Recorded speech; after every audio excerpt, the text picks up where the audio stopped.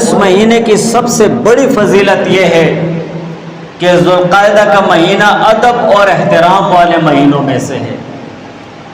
جو 4 مہینے ادب اور احترام والے ہیں، حرمت والے مہینے ہیں، یہ ذوالقعدہ کا مہینہ بھی ان مہینوں میں سے ہے۔ ذوالقعدہ، ذوالحج، محرم الحرام اور رجب کا مہینہ، یہ 4 مہینے حرمت والے ہیں۔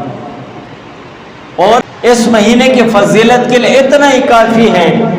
کہ اللہ تعالیٰ نے ادب اور احترام اور حرمت والے مہینوں کا ذکر قرآن میں فرمایا ہے کہ یہ ادب اور احترام والے مہینے ہیں، ان کا احترام کرو،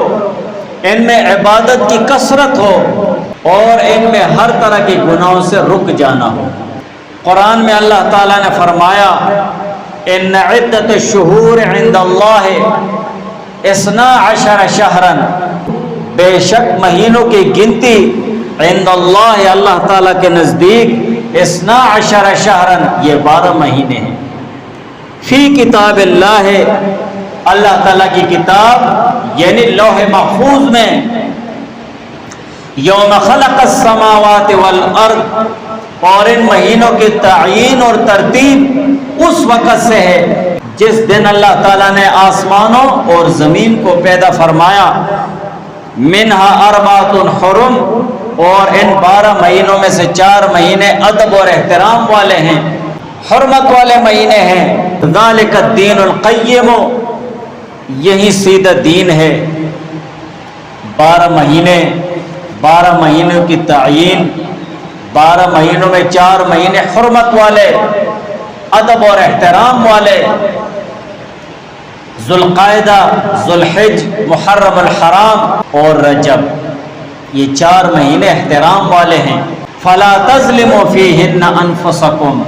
فلا تظلموا، سو ظلم مت کرو، فیہن، ان مہینوں کے متعلق، یعنی ان مہینوں کے متعین اور معین اور خاص احکام کو ضائع کر کے، ان میں گناہوں میں لگ کر، اللہ تعالیٰ کی نافرمانیوں میں لگ کر، اور اسی طرح ان مہینوں کے جو دوسرے احکام ہیں، ان مہینوں کے ادب اور احترام کو چھوڑ کر انفسکم، اپنے اوپر ظلم مت کرو، ان مہینوں میں اپنے اوپر ظلم مت کرو کہ ان کے معینہ احکام کو ضائع کر دیا جائے، ان کی بے ادبی کی جائے، ان میں گناہ کیے جائیں، عبادت کی کثرت ان میں نہ ہو، وقت ضائع ہو جائے،